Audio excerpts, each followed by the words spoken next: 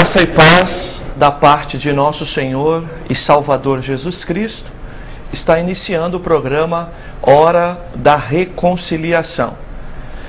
O tema do programa de hoje é Por que o mundo está como está? O programa de hoje tem a intenção de abordar esse tema biblicamente e explicar a você razões bíblicas para dizer como e por que o mundo está como está. Nós vamos utilizar o texto de Paulo aos Romanos, capítulo 1, versículo 18 a 32, como base para a nossa ministração. Vamos ler o texto então. Do céu se manifesta a ira de Deus sobre toda a impiedade e injustiça dos homens, que detêm a verdade pela injustiça, visto que o que de Deus se pode conhecer, neles se manifesta, porque Deus lhes manifestou. Pois os atributos invisíveis de Deus, desde a criação do mundo, tanto o seu eterno poder como a sua divindade, se entendem e claramente se veem pelas coisas que foram criadas, de modo que eles são inexcusáveis. Pois tendo conhecimento a Deus, não glorificaram como Deus, nem lhe deram graças. Antes, seus raciocínios se tornaram fúteis e seus corações insensatos se obscureceram. Dizendo-se sábios, tornaram-se loucos e mudaram a glória de Deus incorruptível, em semelhança da imagem de homem corruptível, bem como de aves, quadrúpedes e répteis. Pelo que Deus os entregou às concupiscências de seus corações, à imundícia, para desonrarem seus corpos entre si. Mudaram a verdade de Deus em mentira, e honraram e serviram a criatura em lugar do Criador, que é bendito eternamente. Amém. Pelo que Deus abandonou-os às paixões infames, até suas mulheres mudaram o uso natural, no contrário à natureza. Semelhantemente também os homens, deixando o uso natural da mulher, inflamaram-se em sua sensualidade uns para com os outros, homem com homem, cometendo torpeza e recebendo em si mesmo a penalidade devida a seu erro. E como eles não se importaram de ter conhecimento de Deus, ele os entregou a um sentimento pervertido para fazerem coisas inconvenientes. Estão cheios de toda a iniquidade, de prostituição, malícia, avareza, maldade, inveja, homicídio, contenda, engano, malignidade. São eles murmuradores, detratores, aborrecedores de Deus, injuriadores, soberbos, presunçosos, inventores de males, desobedientes aos pais e às mães. São nécios, infiéis nos contratos, sem afeição natural, irreconciliáveis, sem misericórdia. Embora tenham conhecimento da justiça de Deus, que são dignos de morte os que tais coisas praticam, não somente as fazem, mas também aprovam os que as praticam. Ao observar o comportamento das pessoas citadas nesse texto que acabamos de ler, parece que estamos lendo as páginas de um jornal dos dias atuais da nossa sociedade. A natureza dos homens da época de Paulo é a mesma de hoje, conquanto o homem tem alcançado um estágio tecnológico, científico, muito elevado, porém, a sua natureza continua a mesma desde a queda, lá no Jardim do Éden. Paulo cita as obras daqueles homens e homens de hoje para destacar a natureza pecaminosa de cada pessoa que ainda não conheceu a Jesus como seu Senhor e Salvador. Observem a tipificação dos pecados no texto que lemos. Por exemplo, lemos no versículo 18 do mesmo texto base de Romanos 1, impiedade, perversão, injustiça. Lemos ainda no versículo 21, insensatez. Lemos no 22, irracionalidade.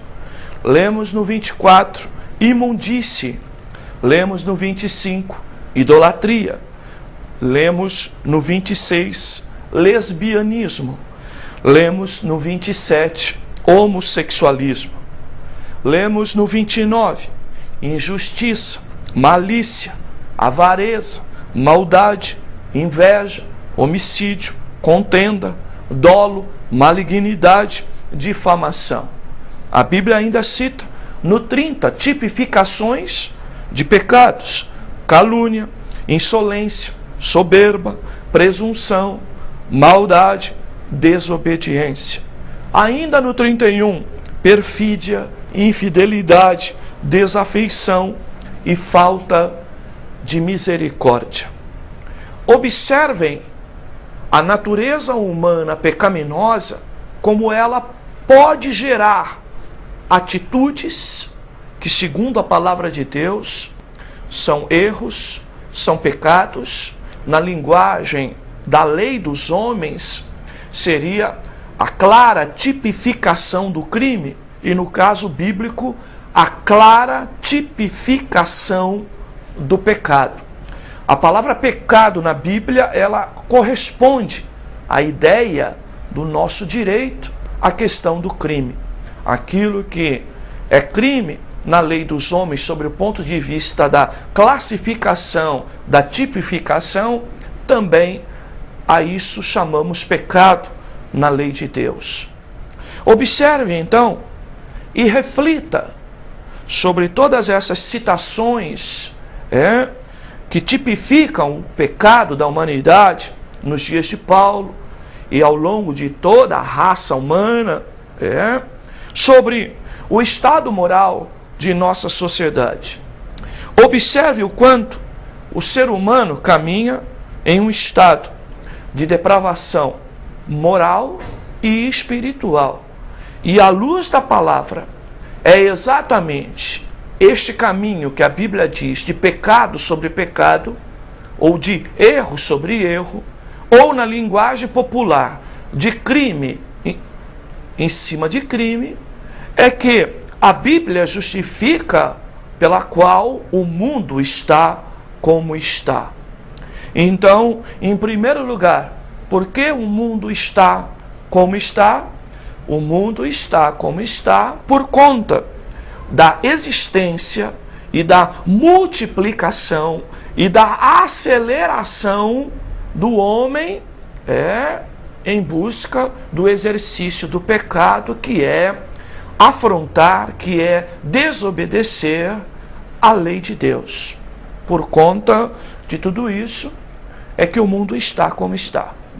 Eu quero incentivar você para ficar conosco, assistindo o nosso programa, tendo caneta na mão. Nós vamos dar muitas referências bíblicas para que você possa anotar, porque é um assunto que muitas das vezes, em rodas de discussões teológicas, inclusive pessoas de outras religiões que entendemos até elitizadas, com bastante argumentação, duvidam da existência do Deus da Bíblia, do Deus dos evangélicos, ao apontar que, se Deus existisse, por que o mundo se Deus existe, por que o mundo está do jeito que está? Então, primeira abordagem que a Bíblia deixa clara, que o mundo está como está, não é pela vontade de Deus. O mundo está como está por conta da natureza humana pecaminosa que está no homem e que leva ele a infringir a lei de Deus, e automaticamente, por infringir a lei de Deus, acaba vivendo as consequências de que todo crime promove, que é julgo, encarceramento, prisão, destruição, morte, dores, tristezas e tudo aquilo que o crime pode produzir sobre o ponto de vista da sociedade. Pior ainda, porque as próprias leis dos homens não acompanham a lei de Deus. Então, esta multiplicidade de erros e, por consequência, de consequências dolosas, atingem a toda a humanidade e todo mundo. Repito, fique conosco e ouça a palavra, que certamente ela vai ser um orientador para a tua casa que está no homem. O mundo está como está, porque o homem, tendo esta natureza pecaminosa, ele acaba sendo um gerador de males. Ele acaba então indo sempre em direção ao mal.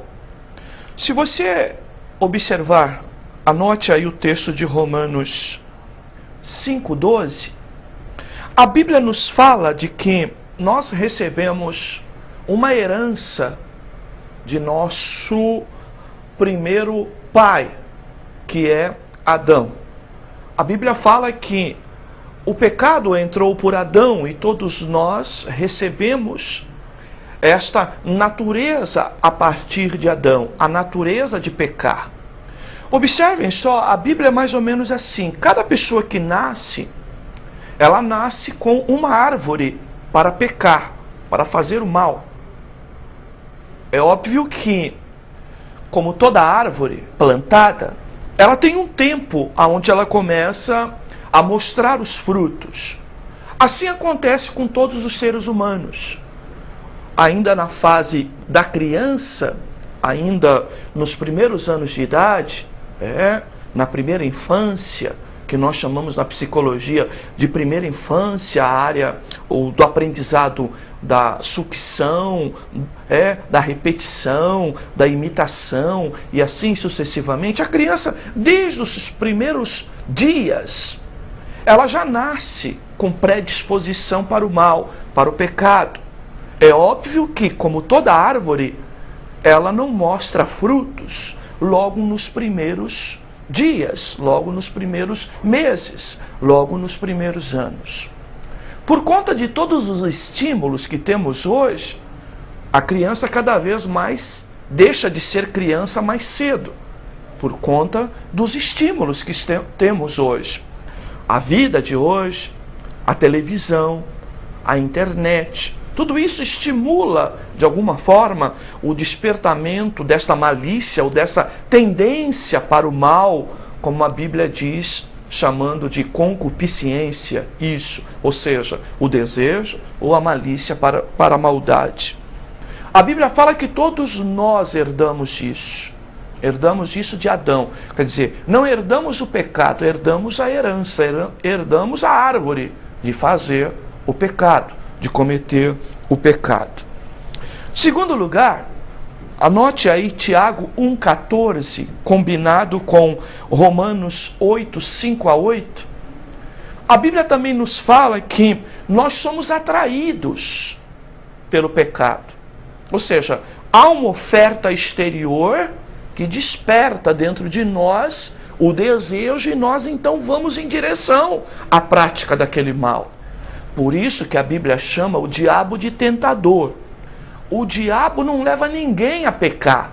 O diabo, ele oferece, ele faz a oferta, ele coloca diante de você a possibilidade do erro.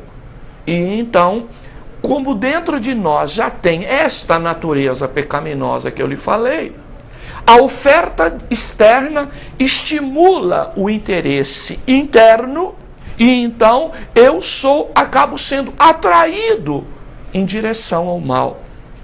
A Bíblia fala, ainda, anote aí, Romanos 7, do 7 ao 25, que há uma luta constante dentro de nós. Ela está se referindo principalmente às pessoas que nasceram de novo em Cristo Jesus. Mas esta luta está em todas as pessoas, ainda que se processe em áreas diferentes. Todas as pessoas que vão em direção ao mal e desejam fazer o mal, dentro dela, se não são evangélicas, se não nasceram de novo em Cristo Jesus, há uma voz de consciência que estabelece um padrão moral dentro dela e que de alguma forma acusa de que ela não deve fazer aquilo porque aquilo é errado. Também para nós que nascemos de novo em Cristo Jesus e que recebemos uma nova consciência e que temos o Espírito Santo dentro de nós, esta voz da consciência, que é a voz da alma, e a voz do Espírito Santo, que fala no Espírito que renasceu de Deus, ela também gera dentro de nós uma força, então há uma luta entre a minha tendência para o pecado em razão da oferta que me foi oferecida, e também dentro de mim um padrão moral que eu recebi, seja pela minha consciência, pelo meu aprendizado de moral e de valores da vida, ensinado em casa, ensinado na escola, ensinado nos próprios padrões da sociedade, somados àqueles estabelecidos pela palavra de Deus, que falam de um Deus santo, de um Deus que estabelece procedimentos e normas para nós seguirmos, e ficamos então no meio desta guerra entre aquilo que nossa natureza pecaminosa deseja fazer e aquilo que conscientemente sabemos que, se fizermos, estamos cometendo um erro, um pecado ou até um crime na linguagem jurídica da sociedade. Então o mundo está como está porque o homem tem uma natureza pecaminosa. Não há como fugir disso. Todos pecaram, a Bíblia diz, porque todos receberam esta maquininha ou esta árvore de gerar maldade. A maldade está dentro do coração do homem. Nós somos atraídos a ofertas para nós fazermos coisas erradas. E isso então promove uma guerra dentro de nós. Se nós temos Cristo e o Espírito Santo, nós temos a tendência de sermos mais fortes por aquilo que Deus fala dentro de nós resistirmos e não irmos em direção àquele mal. O mundo está como está porque o homem não teme mais o julgamento de Deus. Nós estamos vivendo uma sociedade, uma época, um tempo, uma era em que esta ideia de que nós não seremos pegos, não seremos condenados, não pagaremos pelo mal que fizemos. Esta ideia que está tão presente na sociedade e no mundo, ela está efetivamente dentro do coração dos homens. Os homens também agem com a liberdade que Deus deu, agem de maneira que suas atitudes falam que eles não acreditam no julgamento de Deus. Há uma tendência muito clara hoje de que as pessoas perderam o temor de Deus. Esta perda de temor de Deus, nós não vemos apenas na sociedade, vemos dentro da própria igreja, que de alguma forma não tem pregado a palavra de Deus como ela é, tem se distanciado da verdade de Deus.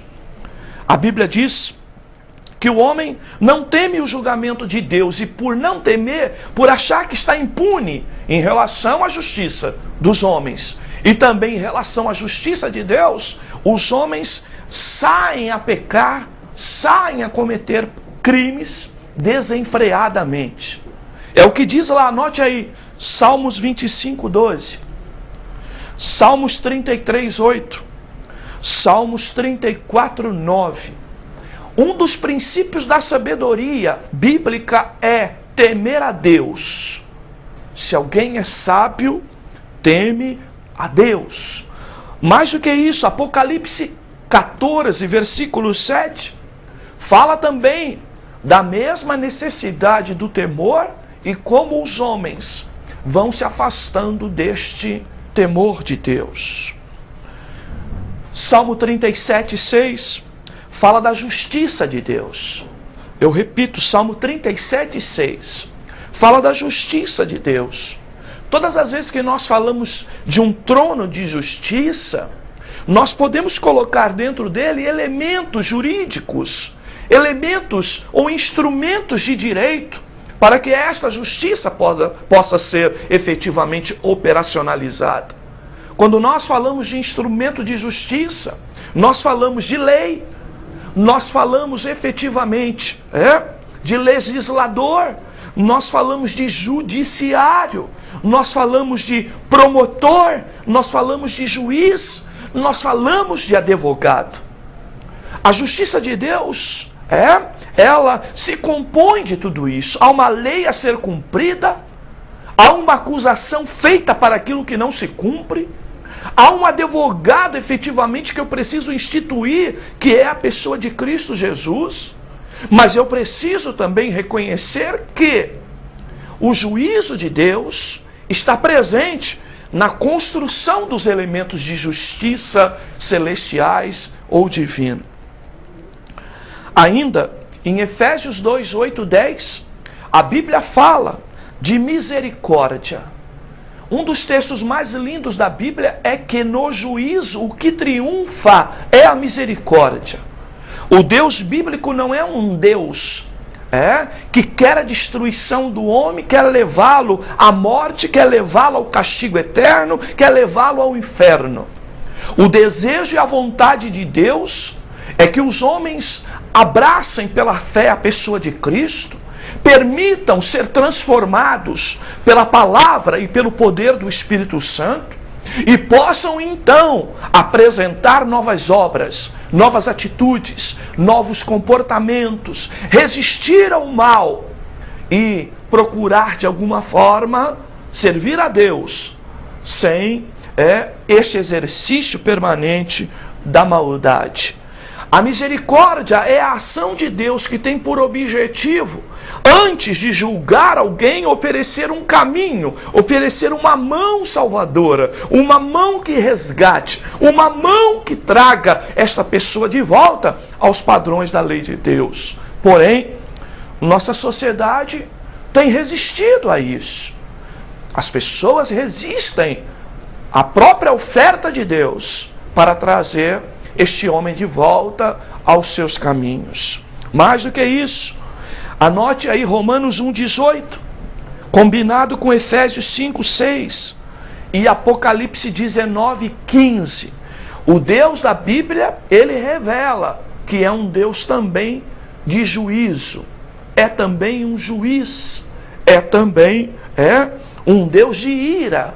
E a literalização da ira, alguém diria, mas o teu Deus se ira, aonde que está literalmente a ira de Deus? A ira de Deus está, biblicamente, localizada no inferno. Lá, no desprezo eterno, na morte eterna, no tormento eterno, que a Bíblia fala, lá está a literalização da ira de Deus. Ou seja, um lugar aonde Deus estabeleceu para que todos os desobedientes, todos os criminosos sob o ponto de vista bíblico, todos os pecadores que não abraçarem a Cristo, que não aceitarem a oferta de restauração, de recuperação, de reconciliação que Deus ofereceu, vai acabar ficando preso eternamente.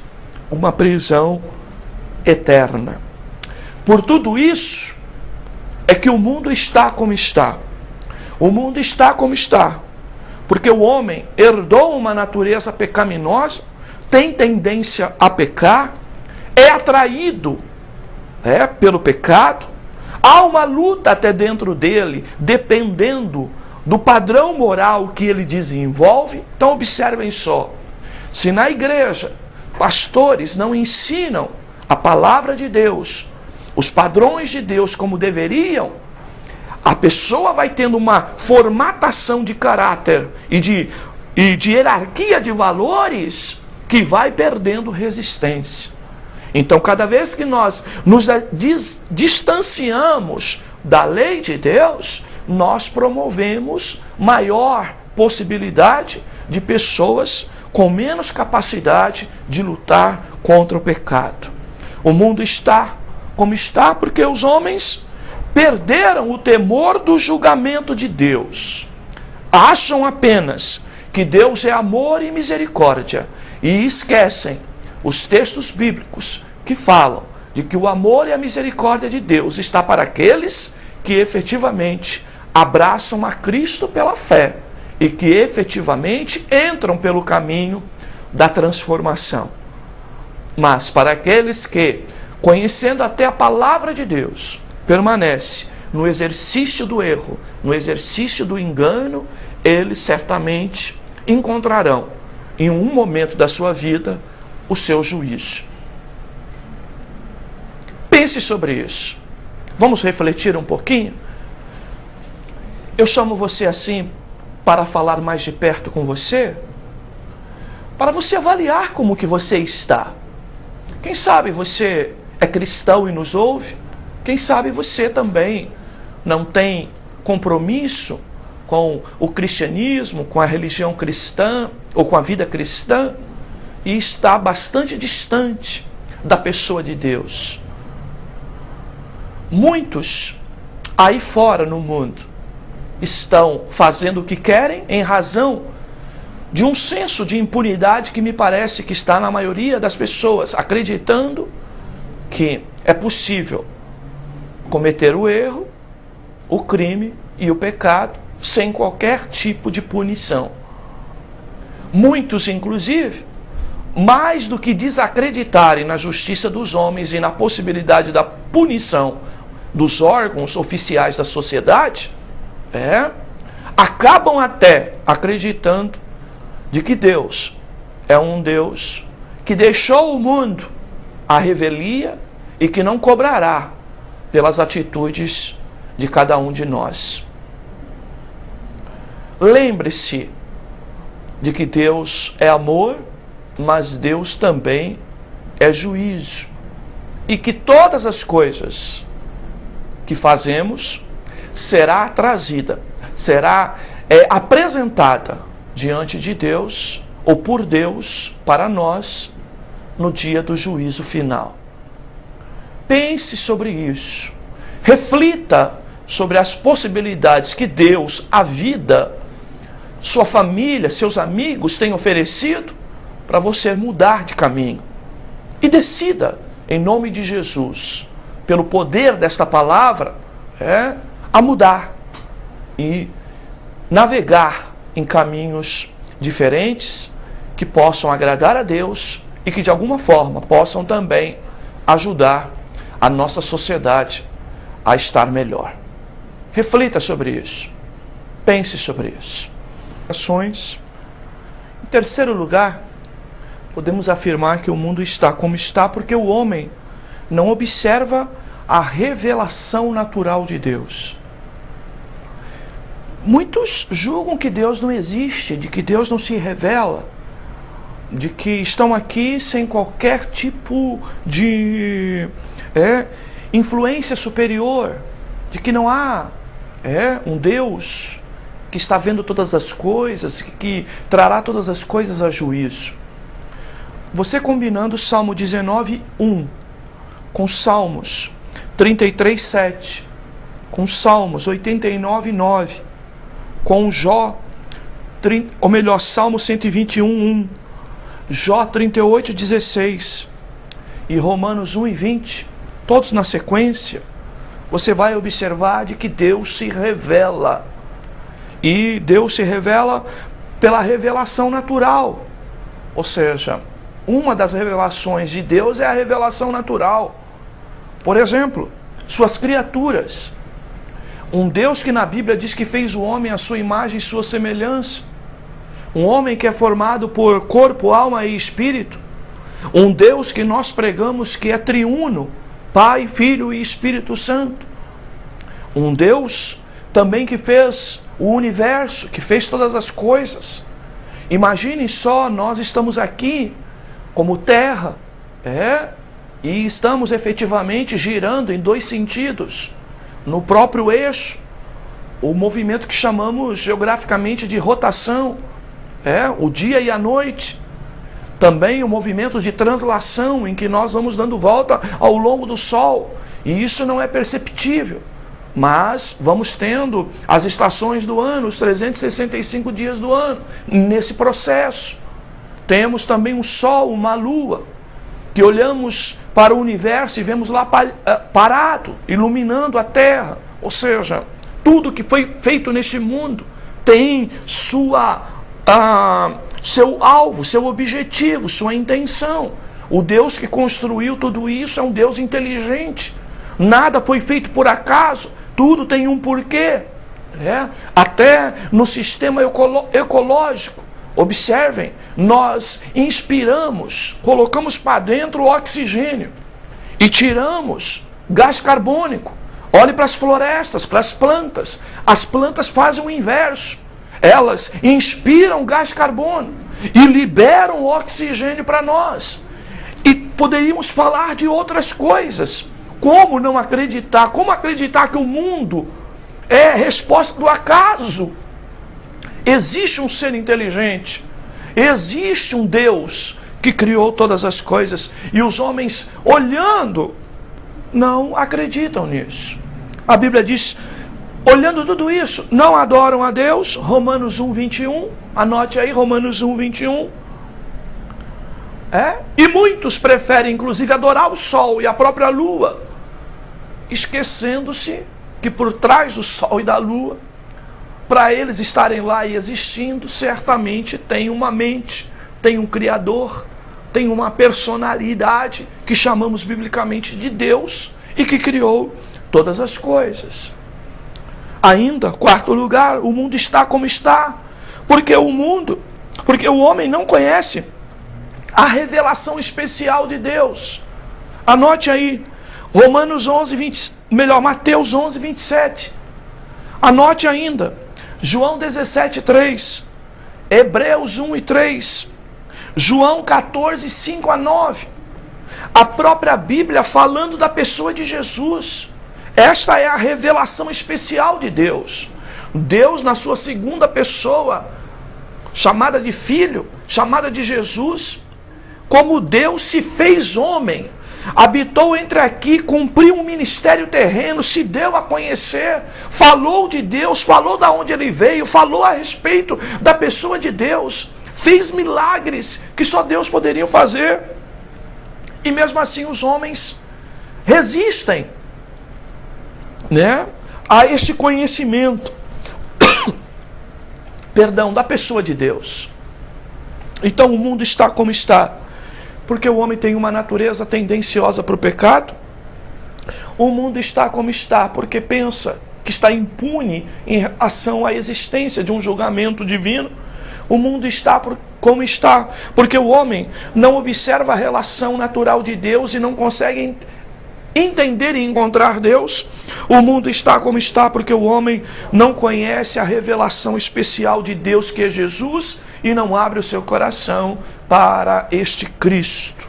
Em conclusão, é por conta deste evidente afastamento de Deus que o mundo está como está. E este homem se afasta de Deus pelo pecado, pela sensação de impunidade e por não reconhecer a existência de Deus, quer seja pela revelação natural, ou também pela revelação especial. E é por isso que pregamos o Evangelho, Romanos 1 e 16. Porque não me envergonho do Evangelho de Cristo, porque é poder de Deus para a salvação de todo aquele que crê. Segundo, por isso que anunciamos a justiça de Deus, Romanos 1, 17. Porque nele, Jesus, se descobre a justiça de Deus, como está escrito, o justo viverá pela fé neste Cristo. E por fim, anunciamos ainda, porque pregamos o Evangelho, para que nosso desejo é para que todos sejam livres da ira de Deus. Romanos 1, 18, a Bíblia diz que todo aquele que abraça a justiça de Deus será livre da condenação. Vamos refletir? Eu tenho um propósito de estar aqui. Primeiro, é de te falar da revelação especial de Deus, que é Cristo Jesus. E te levar a entender também que todos os homens estão indesculpáveis Porque além da revelação especial que é Cristo, a própria natureza fala que por trás dela, com tanta complexidade que há no mundo e no cosmos, em toda a natureza, existe um Deus, existe uma cabeça pensante, existe um cérebro, existe uma pessoa, existe uma personalidade maior, a qual nós chamamos de Deus Criador, Deus Salvador da humanidade. Também este homem, por não crer nisso, se afasta de Deus e tem se afastado de Deus por conta do seu pecado, sua tendência para o mal. Então eu estou aqui para cumprir um propósito, de pregar o Evangelho para você, de anunciar a justiça de Deus para você e lembrar que todos aqueles que se afastarem de Deus serão devidamente julgados por Ele. Pense nisso, porque o nosso maior desejo de estar aqui é de te lembrar e de fazer sabedor, conhecedor de todas essas coisas, para que você possa então ser despertado por um desejo de estar perto de Deus a partir da pessoa de Cristo Jesus. Amém? Vamos orar? Vamos agradecer a Deus. Pai amado, Pai querido, eu te louvo e te agradeço por esta oportunidade única, rica, especial, de estar aqui anunciando a Tua palavra. Permita que ela possa encontrar guarida no coração de todos aqueles, Senhor, que têm nos assistido e que com atenção, Senhor, têm acompanhado a ministração da Tua palavra, Senhor.